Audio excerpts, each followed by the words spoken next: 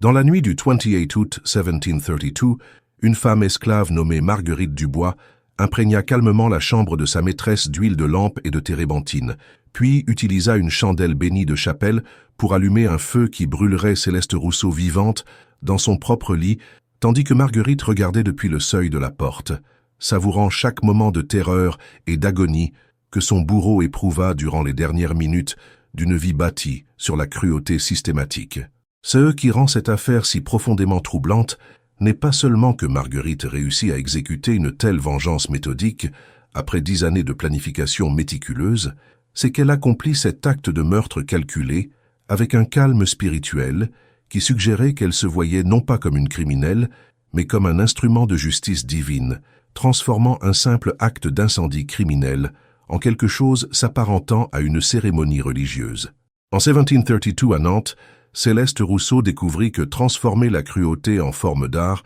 crée des ennemis aux capacités qui défient toute supposition sur le pouvoir et le contrôle. Son erreur fatale fut de croire que quelqu'un qu'elle avait systématiquement déshumanisé par la torture psychologique ne pourrait jamais posséder l'intelligence, la patience et la force spirituelle nécessaires pour orchestrer une vengeance parfaite en utilisant les outils mêmes de l'oppression comme arme contre leurs détenteurs. L'impact psychologique de sa mort terroriserait la société des plantations à travers la région, alors que les familles blanches réalisaient que leurs domestiques les plus fidèles pourraient être capables de pensées stratégiques et de planification à long terme qui pourraient transformer les espaces domestiques en pièges mortels. Cette chaîne explore les affaires qui nous forcent à confronter les vérités les plus inconfortables sur ces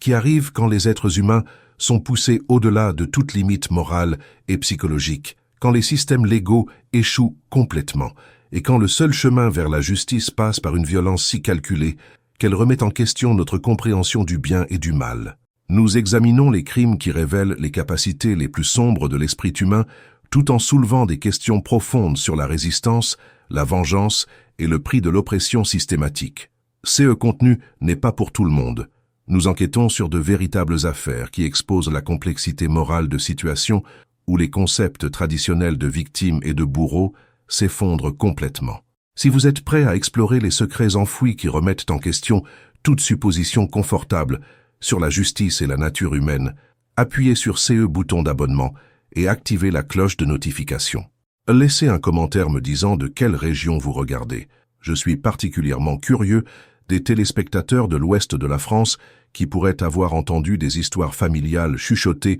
sur les incendies mystérieux qui frappèrent certaines plantations dans les années 1730. Mais d'abord, laissez-moi vous ramener à Nantes en 1732, où une femme était sur le point de prouver que parfois, l'arme la plus terrifiante n'est ni un pistolet ni un couteau. C'est un esprit qui a été systématiquement torturé jusqu'à ce qu'il se transforme en quelque chose capable de planifier une vengeance parfaite avec la patience d'une sainte et la précision d'un chirurgien. L'été de 1732 s'installa sur la plantation des Magnolias comme un linceul suffocant, avec des températures qui pouvaient faire fondre la résolution même des ouvriers agricoles les plus forts et une humidité si épaisse qu'elle semblait presser contre vos poumons à chaque respiration. Située au cœur de la vallée de la Loire, la plantation s'étendait sur 1000 hectares de terre fertile qui avaient été taillés dans les marécages et les roselières par le labeur de près de 400 âmes asservies qui vivaient et mouraient selon les caprices de leurs propriétaires.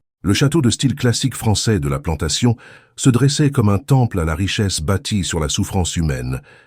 façade de pierre blanche s'élevant depuis des jardins à la française qui dissimulaient la réalité brutale de CE qui soutenaient une telle opulence dans la France d'Ancien Régime. Madame Céleste Rousseau avait transformé la brutalisation systématique des êtres humains en CE, qui ne pouvait être décrit que comme une forme d'art raffiné, approchant la gestion de SES esclaves domestiques avec la même attention méticuleuse aux détails que d'autres maîtresses de plantation appliquaient à l'arrangement floral ou à la planification des menus. À 34 ans, Céleste possédait la beauté de porcelaine et le port aristocratique de quelqu'un qui avait été élevé dans les salons de la société nantaise, mais son apparence angélique dissimulait une capacité pour la cruauté qui aurait impressionné les inquisiteurs médiévaux. Sa spécialisation n'était pas la violence physique brute qui caractérisait la plupart des disciplines de plantation, mais plutôt un système sophistiqué d'humiliation conçu pour détruire l'esprit humain tout en laissant un minimum de preuves physiques d'abus.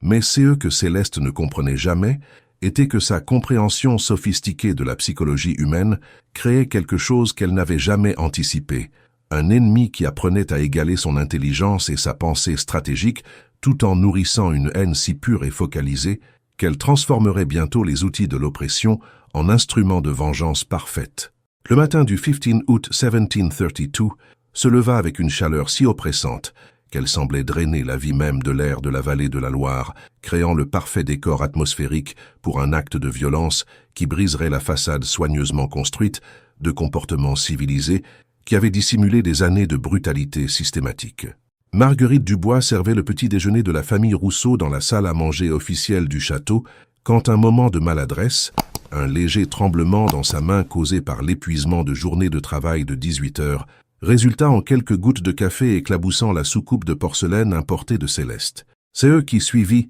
fut un chef-d'œuvre d'humiliation calculé, qui démontra la compréhension sophistiquée qu'avait Céleste de comment détruire la dignité humaine à travers le spectacle public et la manipulation psychologique. Plutôt que d'ordonner simplement les 10 ou 20 coups de fouet habituels qui auraient pu satisfaire un bourreau moins imaginatif, Céleste décréta que Marguerite recevrait sa punition dans la cour principale du château, où toute personne asservie qui ne travaillait pas dans les champs lointains serait forcée d'être témoin de ces qui arrivaient à ceux qui osaient être imparfaits en sa présence. Selon les témoignages de témoins collectés durant les investigations post-révolutionnaires, maintenant conservées aux archives départementales de Loire-Atlantique, le poteau de flagellation fut positionné stratégiquement pour assurer une visibilité maximale, tandis que Céleste fournissait un commentaire continu sur les supposés défauts de caractère de Marguerite et l'infériorité naturelle de sa race. Les 20 coups de fouet qui suivirent furent administrés non pas par le contremaître habituel de la plantation, mais par Céleste elle-même, qui avait apparemment pratiqué la technique pour s'assurer que chaque coup infligerait le maximum de douleur tout en créant des blessures qui serviraient de rappel permanent de la leçon de ces jours en soumission absolue à l'autorité blanche. La véritable horreur de la punition de Marguerite, cependant, ne vint pas de la douleur physique du fouet, mais de la dégradation psychologique que Céleste avait conçue comme l'élément final de sa cérémonie élaborée de domination. Après que la flagellation eut pris fin et que le dos de Marguerite porta les preuves sanglantes de l'expertise de Céleste avec le fouet, elle fut forcée de ramper sur ses mains et genoux vers un bol en bois qui avait été placé au centre de la cour et rempli de restes de table qui auraient normalement été donnés aux chiens de chasse du château. Selon de multiples témoignages conservés dans les histoires orales, collectés durant les interviews de l'administration des travaux publics des années 1730 avec d'anciens esclaves, Céleste se tenait au-dessus de Marguerite et annonça à la foule assemblée que les animaux devraient être mangés comme des animaux, l'obligeant à consommer le contenu du bol sans utiliser ses mains, tandis que les autres personnes asservies étaient forcées de regarder cette destruction systématique de la dignité humaine. L'impact psychologique de cette humiliation fut si profond que plusieurs témoins rapportèrent que Marguerite sembla subir une transformation fondamentale durant CES minutes sur SS mains et genoux, comme si quelque chose d'essentiel à son humanité avait été définitivement altéré par l'expérience d'être réduite au niveau du bétail. Ce que Céleste Rousseau ne pouvait pas savoir, alors qu'elle regardait Marguerite ramper loin de la cour, avec le sang suintant à travers sa robe déchirée, était qu'elle venait de créer quelque chose de bien plus dangereux qu'une domestique humiliée. Elle avait éveillé une intelligence calculatrice qui démontrerait bientôt les conséquences fatales de pousser un être humain au-delà du point où la survie et la dignité pouvaient coexister. La femme qui était entrée dans cette cour comme Marguerite l'esclave domestique docile était ressortie comme quelque chose de complètement différent, bien qu'il faudrait du temps pour que les implications complètes de cette transformation deviennent apparentes à tous ceux dont le destin venait d'être scellé par leur participation ou leur témoignage d'un acte de cruauté si systématique et délibéré qu'il exigeait une réponse également systématique et délibérée. L'histoire de comment Marguerite Dubois était arrivée à la plantation des Magnolias était elle-même un témoignage de la destruction systématique de vies humaines qui caractérisait l'expansion de l'esclavage dans les territoires français d'outre-mer durant les années 1720. Selon les registres conservés aux archives du marché aux esclaves de Bordeaux, Marguerite était née libre en 1711 AU, sein d'une communauté de marrons cachés profondément dans les marécages de Brière, où des esclaves échappés et leurs descendants avaient créé une société qui existait au-delà de la portée de l'autorité blanche et du cadre légal qui réduisait les êtres humains à la propriété. Durant les 18 premières années de sa vie, Marguerite avait connu la liberté sous sa forme la plus pure, la capacité de faire des choix concernant son propre corps, son propre labeur et son propre avenir que la plupart des gens de sa race n'expérimenteraient jamais dans la France d'Ancien Régime. La destruction du monde de Marguerite vint au printemps de 1729, quand une opération militaire coordonnée menée par le capitaine Jacques Moreau et financée par plusieurs propriétaires de plantations françaises localisa finalement et détruisit l'établissement de marrons qui avait servi de phare d'espoir pour les personnes asservies à travers la région. La capture de Marguerite et sa vente subséquente au colonel Rousseau représentaient non seulement la perte de sa liberté personnelle,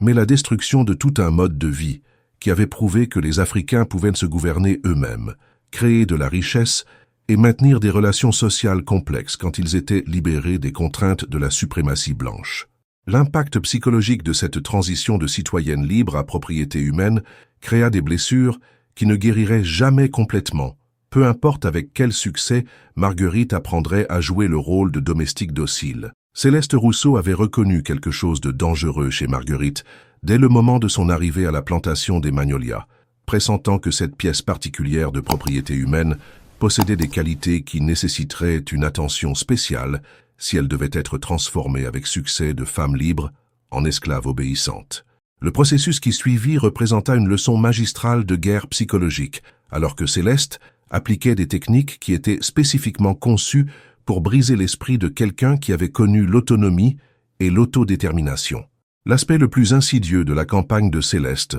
contre l'indépendance psychologique de Marguerite était son effort systématique pour détruire toute connexion aux croyances spirituelles et pratiques culturelles qui avaient soutenu la communauté de marrons et fourni du sens aux vies vécues hors du contrôle blanc. Céleste avait correctement identifié la foi ancestrale de Marguerite comme la source de sa résistance interne à la subjugation complète et avait consacré une créativité considérable à développer des punitions qui ciblaient spécifiquement les croyances et pratiques spirituelles de sa victime. Ce que Céleste ne comprenait jamais était que sa torture psychologique sophistiquée avait un effet opposé à ce qu'elle visait, plutôt que de détruire la connexion de Marguerite à ses ancêtres et son sens de valeur personnelle. La brutalité renforçait en fait sa résolution spirituelle, tout en lui enseignant de précieuses leçons sur la psychologie du mal qui se révéleraient cruciales quand viendrait le temps d'appliquer cette connaissance au service d'une justice qui transcendait tout système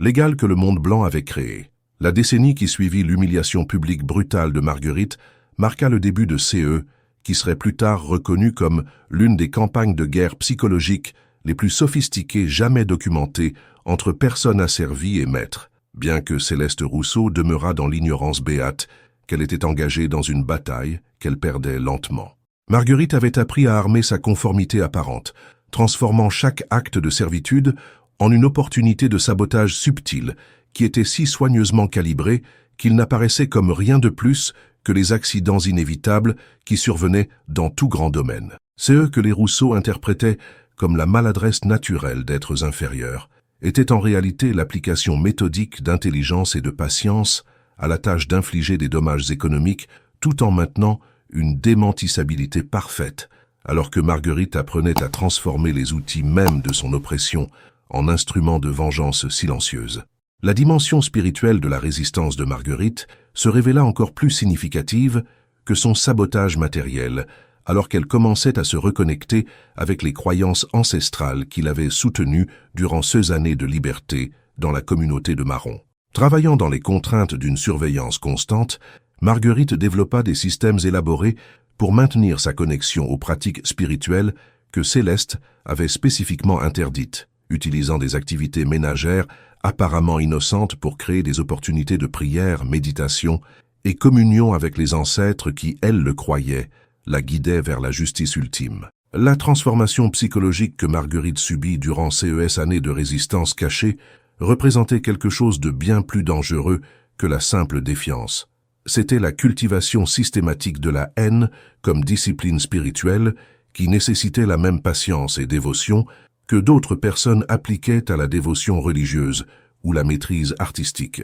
Marguerite avait commencé à comprendre que sa souffrance n'était pas dénuée de sens, mais plutôt une préparation pour un rôle qu'elle était destinée à jouer dans l'équilibrage de balance qui avait été faussé contre son peuple pendant des siècles. Les prières qu'elle offrait à ces sanctuaires cachés n'étaient pas des demandes de délivrance ou de pardon, mais plutôt des pétitions pour la force et la sagesse nécessaires pour devenir un instrument de justice divine qui démontrerait la futilité ultime d'essayer de détruire l'esprit humain par la cruauté systématique. Ce qui rendait la préparation de 10 ans de Marguerite particulièrement remarquable était sa capacité à maintenir la façade de soumission brisée tout en développant intérieurement les outils psychologiques qui se révéleraient essentiels quand viendrait le temps de transformer sa connaissance accumulée des faiblesses de Céleste en quelque chose de bien plus substantiel que de mineurs accidents domestiques. La femme qui servait le thé avec une déférence parfaite et acceptait la punition sans résistance visible cataloguait simultanément chaque détail des routines du château, étudiant la psychologie de SES oppresseurs et développant la discipline émotionnelle nécessaire pour fonctionner à la fois comme juge et bourreau quand arriverait le moment du règlement de compte final. Mais ce que Marguerite ne pouvait pas avoir anticipé était que l'opportunité pour sa vengeance ultime viendrait non pas par une planification soigneuse, mais par une convergence de circonstances qui lui fournirait la combinaison parfaite d'accès, d'intimité et d'appropriation symbolique qui transformerait un simple acte d'incendie criminel en quelque chose s'approchant du théâtre divin. L'opportunité que Marguerite avait inconsciemment attendue tout au long de sa décennie de résistance cachée arriva durant la 3e semaine d'août 1732, quand le colonel Rousseau annonça son départ pour Bordeaux pour conduire des affaires qui le garderaient loin de la plantation des Magnolias pendant au moins 10 jours. Le timing semblait presque surnaturel dans son appropriation, alors que Céleste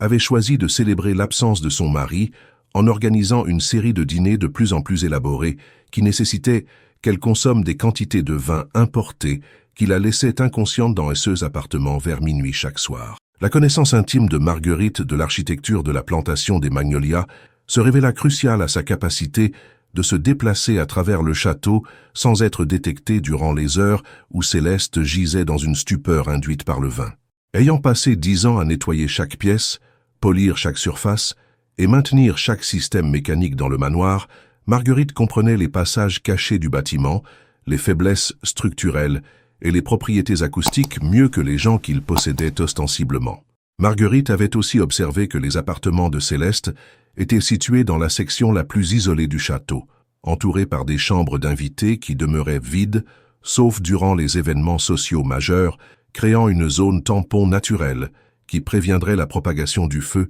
vers des zones où des personnes innocentes pourraient dormir. La collection méthodique de matériaux que Marguerite assembla pour son acte final de résistance démontra la même attention aux détails et pensées stratégiques qui avaient caractérisé sa décennie de sabotage subtil, mais maintenant appliquée à un projet de bien plus grande portée et permanence. Utilisant son accès aux diverses dépendances et zones de stockage de la plantation, Marguerite rassembla de l'huile de lampe, de la térébenthine et d'autres substances inflammables sous le prétexte d'activités d'entretien routinières qui n'attiraient aucune attention des contremaîtres, qui avaient depuis longtemps cessé de prêter attention aux mouvements de quelqu'un qu'ils considéraient parfaitement domestiqué. Sa compréhension de la chimie, acquise à travers des années de gestion de produits de nettoyage ménager et d'entretien de lampes, lui permettait de calculer les quantités précises de différents accélérants nécessaires pour assurer une ignition rapide et une combustion soutenue, sans créer d'odeurs suspectes ou de préparations visibles qui pourraient alerter d'éventuels témoins. La préparation psychologique que Marguerite subit durant ces derniers jours représenta peut-être l'aspect le plus remarquable de sa transformation de victime en agent de justice divine, alors qu'elle éliminait systématiquement toute trace de doute, peur ou réservation morale qui pourrait interférer avec l'exécution parfaite de son plan. Ce qui rendait sa préparation particulièrement glaçant était l'absence complète de haine ou de troubles émotionnels qui auraient pu interférer avec une pensée claire, alors que Marguerite approchait sa tâche finale avec le professionnalisme calme de quelqu'un qui comprenait qu'elle était sur le point de servir comme instrument de force plus grande que la vengeance personnelle ou la satisfaction individuelle. La nuit du 28 août 1732 descendit sur la plantation des Magnolias avec une immobilité oppressante qui semblait étouffer même les sons habituels d'insectes et d'oiseaux nocturnes, créant une atmosphère si lourde d'anticipation qu'il semblait que la nature elle-même retenait son souffle pour CE qui était sur le point de se déployer. Marguerite avait attendu jusqu'à CE que l'horloge grand-père dans le hall principal sonne 2 heures du matin avant de commencer son approche finale vers les appartements de Céleste, utilisant les passages de domestiques qu'elle avait navigués des milliers de fois durant sa décennie de servitude, mais jamais avec le but mortel qui guidait maintenant SS Mouvement à travers le château assombri. Selon les plans architecturaux conservés à la Société historique de Loire-Atlantique, CES corridors cachés avaient été conçus pour permettre aux domestiques esclaves d'accomplir leurs devoirs sans déranger l'intimité de la famille blanche. Mais Céleste Rousseau n'avait jamais imaginé que les mêmes passages destinés à maintenir son confort deviendraient l'avenue de sa destruction. L'ironie n'était pas perdue pour Marguerite, alors qu'elle se déplaçait silencieusement à travers des espaces qui représentaient la manifestation physique de son invisibilité supposée, portant des matériaux qui transformeraient bientôt les symboles de son oppression en instruments de sa libération. La préparation méthodique de la chambre de mort de Céleste représenta un chef-d'œuvre de pensée stratégique, alors que Marguerite appliquait sa connaissance intime du contenu et de la disposition de la pièce pour créer CE qui deviendrait essentiellement un four soigneusement conçu optimisé pour une chaleur maximale et une combustion soutenue. Utilisant l'huile de lampe et la térébenthine qu'elle avait collectée durant les semaines précédentes, Marguerite imprégna systématiquement les rideaux de soie coûteux, les tapis persans et les meubles importés qui représentèrent la richesse et le statut social de Céleste, transformant les symboles de luxe en accélérants hautement efficaces qui assureraient une ignition rapide et une consommation complète de tout CE qui se trouvait dans la pièce. Selon les techniques d'investigation d'incendie développées des décennies plus tard, le schéma de distribution d'accélérants que Marguerite créa aurait été reconnu par les enquêteurs modernes d'incendies criminels comme le travail de quelqu'un avec une compréhension sophistiquée des principes de combustion et d'ingénierie structurelle. Son placement de chiffons imbibés d'huile en lieu stratégique, autour du périmètre de la pièce, assurait qu'une fois l'ignition survenue, le feu se répandrait dans plusieurs directions simultanément, créant une conflagration si intense que l'évasion deviendrait impossible dans les minutes suivant l'apparition des premières flammes. Le moment d'ignition porta un poids symbolique qui transforma l'acte de vengeance de Marguerite en quelque chose approchant la cérémonie religieuse alors qu'elle utilisait une chandelle bénie de la chapelle de la plantation pour fournir l'étincelle qui consumerait non seulement Céleste Rousseau, mais tout le système de relations et suppositions qui avait soutenu sa décennie de tourments. Selon le témoignage ultérieur de Marguerite, conservé dans les registres de cours aux archives départementales de Loire-Atlantique, elle avait délibérément choisi cette source particulière d'ignition comme façon d'impliquer l'autorité divine dans son acte de justice, transformant CE qui aurait pu être un simple meurtre en quelque chose qui portait la bénédiction de forces spirituelles qui transcendaient les systèmes légaux humains. La flamme qui toucha les rideaux imbibés d'huile, à précisément 2h30 du matin le 28 août, représentait non seulement le début de la mort de Céleste Rousseau, mais la purification symbolique d'un espace qui avait été contaminé par des années de cruauté systématique et de torture psychologique. La vitesse avec laquelle le feu se répandit à travers la chambre préparée créa une scène que les témoins décriraient plus tard comme surnaturelle dans son intensité, comme si les flammes elles-mêmes étaient animées par une intelligence qui comprenait la signification morale de CE qui était accomplie. Le rugissement du feu se répandant rapidement emplit les appartements de Céleste, d'un son que Marguerite décrirait plus tard comme les voix de SES ancêtres finalement donné l'opportunité d'exprimer leur jugement contre quelqu'un qui avait passé des années à essayer de détruire tous ces eux qu'ils avaient légués à leurs descendantes. Alors que la pièce se transformait en un enfer qui faisait scintiller l'air lui-même de chaleur, Marguerite se positionna près du seuil où elle pouvait observer l'éveil de Céleste, tout en demeurant en sécurité hors de portée des flammes qui commençaient déjà à consumer le plafond et les murs, avec une fin qui semblait presque organique dans son intensité. CE qu'elle fut témoin durant CES moments cruciaux fournirait la satisfaction psychologique qu'il avait soutenue à travers 10 années de planification et préparation, alors que la femme qui avait transformé la cruauté en forme d'art était sur le point de découvrir CE que cela faisait d'être complètement impuissante face à des forces au-delà de son contrôle ou compréhension. La transition de Céleste Rousseau de l'inconscience induite par le vin à la pleine conscience de sa mort imminente se déploya avec un rythme délibéré qui permit à Marguerite de savourer chaque moment de terreur, confusion et compréhension désespérée qui traversa le visage de son bourreau alors que la réalité de sa situation devenait indéniablement claire. La première sensation qui pénétra la stupeur alcoolique de Céleste fut l'odeur âcre de soie brûlante et de fumée de bois qui emplit ses narines et déclencha une réponse primitive de survie qui la fit s'asseoir dans son lit avant que son esprit puisse traiter ce que ses sens lui disaient. Selon le témoignage ultérieur de Marguerite, conservé dans les registres de cours aux archives départementales de Loire-Atlantique,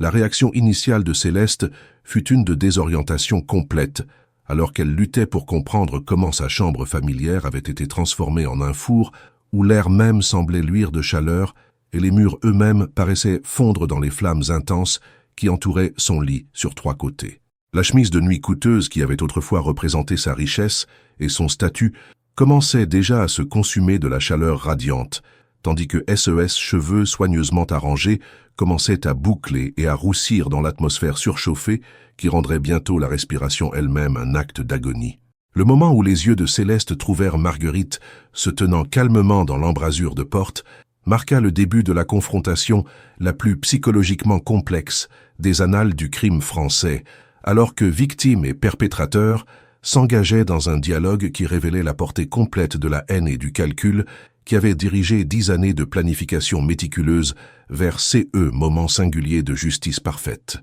Selon le témoignage de témoins d'autres personnes asservies, qui entendirent d'un plus tard le récit de Marguerite de CES minute finale, les premiers mots cohérents de Céleste furent une demande d'explication, comme si sa position de maîtresse de la plantation lui donnait d'une façon ou d'une autre le droit de comprendre les motivations derrière sa propre exécution. La réponse de Marguerite démontra la même intelligence calme qui l'avait soutenue à travers une décennie d'abus, alors qu'elle expliquait méthodiquement la connexion entre les années de cruauté systématique de Céleste et les flammes qui consumaient maintenant tout autour d'elle. L'impact psychologique de réaliser que sa propre domestique, quelqu'un qu'elle n'avait jamais pris la peine de considérer comme pleinement humaine, avait possédé l'intelligence et la détermination nécessaires pour orchestrer une vengeance si sophistiquée, se révéla presque aussi dévastateur que la réalité physique du feu approchant. Les tentatives de Céleste de négocier pour sa vie révélèrent la faillite complète d'une vision du monde qui n'avait jamais reconnu la pleine humanité des gens qu'elle avait torturés,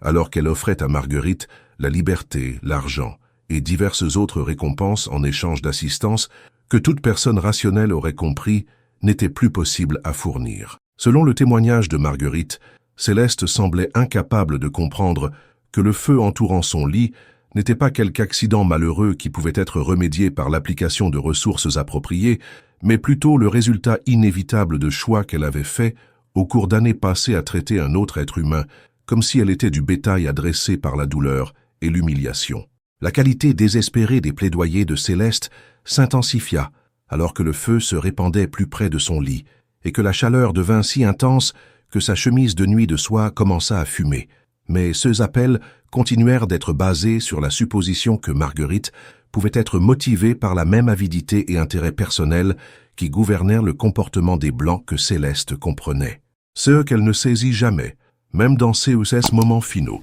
était qu'elle avait affaire à quelqu'un dont le sens de la justice transcendait les considérations matérielles et dont la préparation spirituelle l'avait équipée pour servir comme instrument de force qui était bien plus grande que les désirs ou peurs humains individuels. Le processus actuel de la mort de Céleste par le feu représenta une forme de justice poétique si précise dans son appropriation symbolique qu'elle semblait presque surnaturelle dans sa conception, alors que la femme qui s'était spécialisée dans la torture psychologique expérimentait chaque variété de terreur, douleur et impuissance qu'elle avait infligée aux autres au cours de sa carrière comme tortionnaire professionnel. Selon les connaissances médicales disponibles à l'époque, documentées dans les observations sur les blessures thermales du docteur Samuel Moreau, 1730, la mort par brûlure suit une progression prévisible de symptômes qui auraient assuré que Céleste expérimente une souffrance maximale, tout en demeurant consciente aussi longtemps que physiologiquement possible.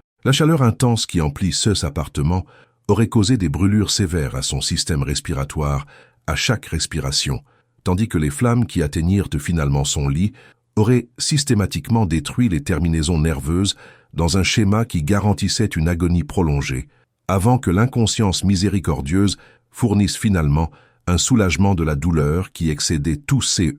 que son imagination sophistiquée avait jamais conçu durant ces années à concevoir. Des tourments pour d'autres personnes. La découverte des restes carbonisés de Céleste Rousseau dans les ruines fumantes de la maison principale de la plantation des Magnolias créa une sensation qui se répercuta à travers la vallée de la Loire avec une intensité qui remodèlerait le paysage psychologique de la société des plantations pour les décennies à venir. Quand le feu fut finalement éteint dans les premières heures du 29 août, les enquêteurs trouvèrent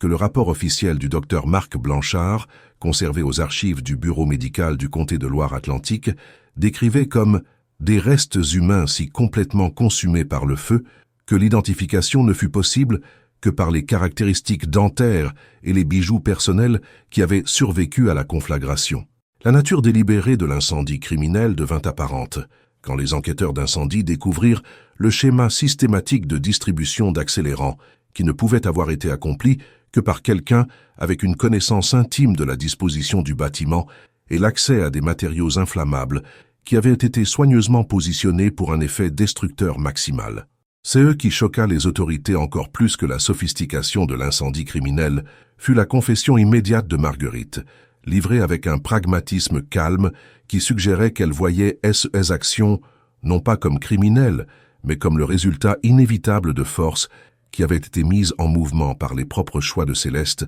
au cours d'une décennie. La confession de Marguerite au shérif Guillaume Moreau représenta une des déclarations les plus psychologiquement complexes jamais enregistrées dans les procédures criminelles d'Ancien Régime, alors qu'elle expliquait méthodiquement non seulement la mécanique de comment elle avait tué Céleste Rousseau, mais le cadre spirituel et moral qui avait guidé ces actions tout au long des phases de planification et d'exécution. Selon les transcriptions de cours conservées aux archives départementales de Loire-Atlantique, Marguerite ne démontra aucun remords pour ces actions, mais plutôt une satisfaction profonde que la justice avait finalement été servie par des moyens qui transcendaient les limitations de systèmes légaux conçus pour protéger la suprématie blanche, tout en niant la dignité humaine de base aux gens d'ascendance africaine. Sa description détaillée des moments finaux de Céleste, livrée dans le même ton qu'elle aurait pu utiliser pour discuter de préparation de repas ou d'entretien ménager, révéla un niveau de détachement psychologique qui fascinait et terrorisait à la fois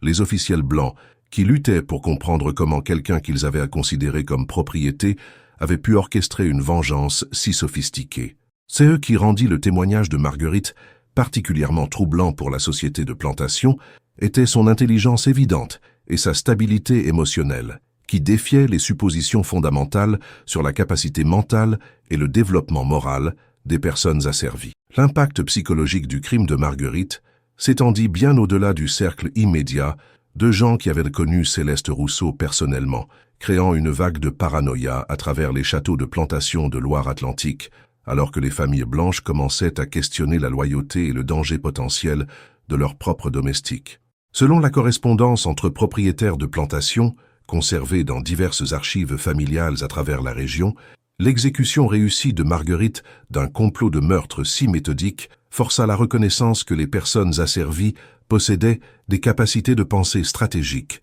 de planification à long terme et de déception sophistiquée qui avaient été systématiquement sous-estimées par des gens qui s'étaient convaincus que la servitude était justifiée par la supposée infériorité intellectuelle et morale de leurs victimes. Les journaux personnels et lettres de la période révèlent que beaucoup de maîtresses de plantation commencèrent à expérimenter CE, qui seraient maintenant reconnus comme des symptômes de troubles de stress post-traumatique, alors qu'elles réalisaient que les femmes qui servaient leurs repas, s'occupèrent de leurs enfants et avaient accès à leurs moments les plus privés, pourraient nourrir la même haine et capacité de violence qui avaient motivé la transformation de Marguerite de domestique docile en exécutrice mortelle. Le résultat fut un climat de peur et de suspicion qui mina les relations de confiance de base qui avaient rendu le système de plantation psychologiquement tolérable pour les familles blanches qui dépendèrent du travail asservi pour leur confort et prospérité. Au sein de la communauté asservie à travers la vallée de la Loire et au-delà, l'histoire de Marguerite prit des proportions mythiques qui la transformèrent de criminelle individuelle en symbole de résistance qui inspirerait à la fois espoir et connaissance tactique parmi les gens qui avaient précédemment vu aucun chemin vers la justice, sauf par l'évasion ou l'émancipation légale qui semblait à des générations de distance. Selon les histoires orales collectées durant les interviews de l'administration des travaux publics des années 1730 avec d'anciens esclaves, les nouvelles de la vengeance réussie de Marguerite se répandirent à travers le réseau des quartiers d'esclaves avec une vitesse remarquable, portant avec elles des informations détaillées sur SES méthode et la préparation psychologique qui avait rendu son succès possible. Ce qui rendit l'histoire de Marguerite particulièrement puissante, comme inspiration pour la résistance, ne fut pas seulement le fait qu'elle avait tué une femme blanche et initialement échappé à la détection, mais la façon dont elle avait utilisé sa conformité apparente et sa position de confiance pour rassembler des renseignements et se positionner pour une vengeance parfaite contre quelqu'un qui n'avait jamais imaginé que sa victime possédait l'intelligence nécessaire pour menacer sa sécurité ou son bien-être. Les procédures légales qui suivirent l'arrestation de Marguerite représentèrent un des procès criminels les plus sensationnels de l'histoire de la France d'Ancien Régime, alors que l'affaire attira l'attention nationale d'abolitionnistes qui la voyaient comme un symbole de résistance justifiée et d'avocats pro-esclavagistes qui voyaient SES poursuite comme essentielle au maintien de la hiérarchie raciale qui sous-tendait la société française. Le procès, qui commença à la Cour fédérale de Bordeaux le 15 octobre 1732, fut présidé par le juge Auguste Blanchard, dont les propres propriétés de plantation créaient des conflits d'intérêts évidents qui l'auraient disqualifié d'entendre l'affaire sous les standards légaux modernes. Selon les transcriptions de cours conservées aux archives de la Cour suprême de Gironde, la stratégie de la poursuite se concentrait non pas sur la contestation des faits du meurtre de Céleste Rousseau, que Marguerite avait librement admis, mais plutôt sur l'établissement de précédents qui décourageraient des actes similaires de résistance en démontrant les conséquences inévitables de rébellions violentes contre l'autorité blanche. L'avocat de la défense Samuel Morin, un jeune avocat dont les sympathies abolitionnistes l'avaient rendu impopulaire parmi les cercles légaux bordelais, tenta d'arguer que les actions de Marguerite constituaient un homicide justifiable, basé sur des années de torture et abus systématiques. Mais ces efforts furent entravés par des codes légaux qui ne fournissaient aucune reconnaissance du droit des personnes asservies à l'autodéfense contre leurs propriétaires. Le témoignage présenté durant le procès de Marguerite créa un registre détaillé de brutalité de plantation que les journaux du Nord publieraient extensivement, lui fournissant inadvertemment une plateforme pour exposer les réalités de l'esclavage à des audiences qui n'avaient précédemment connu que des versions aseptisées des arrangements domestiques français. Témoin après témoin prit la barre pour décrire des instances spécifiques de la cruauté de Céleste Rousseau, créant un catalogue d'abus si systématiques et sadiques que même les journaux pro-esclavagistes luttèrent pour défendre la réputation de la femme décédée tout en maintenant leur position éditoriale sur la nature bienveillante de l'institution particulière. Selon les comptes de journaux contemporains conservés à la collection historique de Bordeaux, le propre témoignage de Marguerite dura 3 jours complets et démontra une intelligence et complexité morale qui défiaient toute supposition sur les capacités intellectuelles des personnes asservies et leur capacité de raisonnement éthique sophistiquée. Sa récitation calme des événements menant à la mort de Céleste, livrée sans remords apparents, mais avec satisfaction évidente d'avoir accompli la justice par des moyens indisponibles dans les systèmes légaux conçus pour protéger la suprématie blanche, créa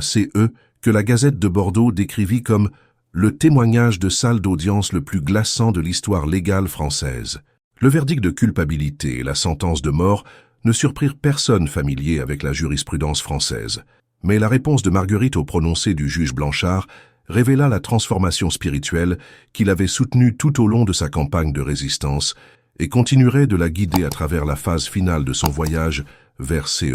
qu'elle voyait comme la libération ultime. Les observateurs de cour notèrent que Marguerite reçut les nouvelles de son exécution imminente avec la même acceptation calme qu'elle avait démontrée tout au long du procès, comme si la punition légale était simplement une autre étape dans un processus qui avait été ordonné par des forces bien plus puissantes que les systèmes judiciaires humains. Selon les registres de prison conservés aux archives municipales de Bordeaux, Marguerite passa ces dernières semaines en confinement solitaire engagé dans CE qui semblait être une prière et méditation continue, parlant aux visiteurs dans un mélange de français et de CE que les linguistes identifieraient plus tard comme des langues ouest-africaines qu'elle avait d'une façon ou d'une autre préservées ou reconstruites durant SE années de servitude. Son comportement durant cette période suggérait quelqu'un qui avait atteint une forme de paix spirituelle, qui transcendait les circonstances physiques de sa mort imminente, comme si l'achèvement réussi de sa vengeance contre Céleste Rousseau avait accompli son but terrestre et l'avait préparé pour CE qui gisaient au-delà. La mort de Marguerite dans sa cellule, le matin du 30 novembre 1732, 3 jours avant son exécution prévue, créa un mystère final qui contribuerait à sa transformation de défendeur criminel en légende populaire à travers les communautés de personnes asservies et anciennement asservies à travers le sud français. Selon le rapport officiel déposé par le docteur Marc Delacroix, le médecin de prison dont les découvertes sont conservées au bureau du coroner de Gironde, Marguerite fut découverte pendue à un nœud coulant de fortune construit de bandes déchirées de sa robe de prison. Mais les circonstances entourant sa mort soulevèrent des questions qui ne furent jamais satisfaisamment répondues par les autorités qui semblaient empressées de fermer l'affaire sans investigation extensive. Le positionnement de son corps, l'absence de signes évidents de lutte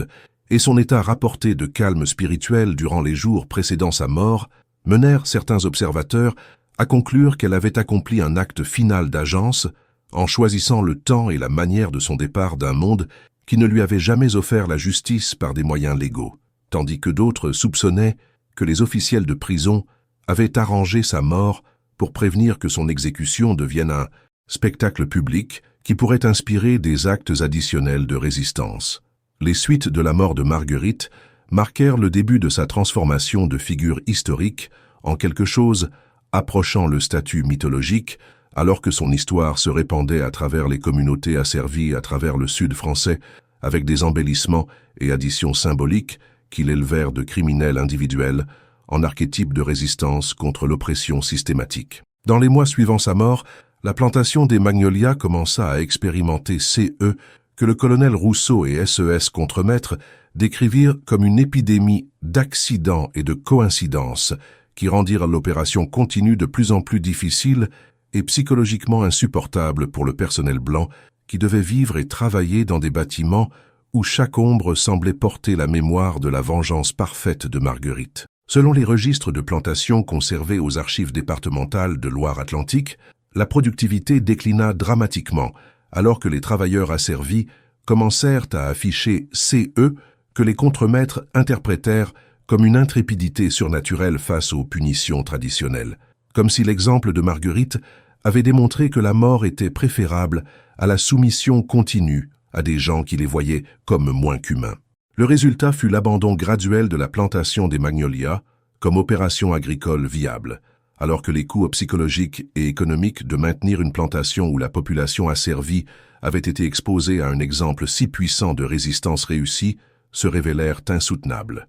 L'histoire de Marguerite accomplit son impact historique le plus significatif par son rôle dans l'inspiration et l'information des mouvements de résistance plus larges qui contribueraient finalement à l'effondrement de l'esclavage comme système social et économique à travers le sud français. Selon la recherche conduite par les historiens à l'Institut de Toulouse durant les années 1960, les traditions orales sur les méthodes de Marguerite et sa préparation psychologique furent préservées et transmises par des réseaux d'anciennes personnes asservies qui utilisèrent son exemple à la fois comme inspiration et instruction pratique pour d'autres qui pourraient se trouver dans des circonstances similaires. Sa démonstration que la conformité apparente pouvait servir de couverture pour le rassemblement sophistiqué de renseignements et la planification stratégique fournit un modèle qui fut adapté et appliqué dans d'innombrables autres situations où la confrontation directe aurait été suicidaire, mais la préparation patiente pouvait créer des opportunités pour une résistance efficace.